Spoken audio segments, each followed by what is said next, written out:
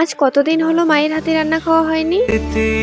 High, আমি রিঙ্কু। আমার আবারও একটি ভিডিওতে তোমাদের অসংখ্য অভ্যর্থনা ও শুভকামনা রইল। আজকে আমাকে কোনো কিছুই রান্না করতে হয়নি, শুধু একটা সবজি আমি নিজে খাবার জন্য রান্না করেছি। আর সেই সবজিটা হচ্ছে সজি আর পুঁই শাক। একটু কুমড়ো দিলে ভালোই হতো, কিন্তু ওটা তো আবার আমি খাই না। তার জন্য শুধু সজি আর পুঁই শাকই রান্না করবো। আর একটা সত্যি কথা কি জানো, এই যে পুঁই শাক, কুমড়ো, এই সবজিগুলো না আমাদের বাড়িতে খুব কম নিয়ে আসা হয়, কারণ মা খায় না। আর মা না খেলে আমাদেরকেও খেতে ইচ্ছে করে না। যদিও মা আমাদের বলে আমি খাই না তো কি হয়েছে, তোরা খাবে, কিন্তু কি করব, ভালো লাগে না মাকে ছাড়া খেতে।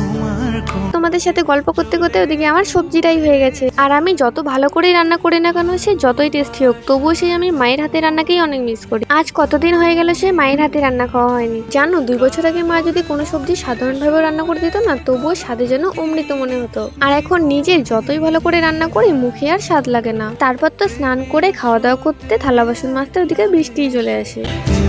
তাহলে আজকের ভিডিওটা এখানেই শেষ করলাম। দেখা হচ্ছে নেক্সট ভিডিওতে।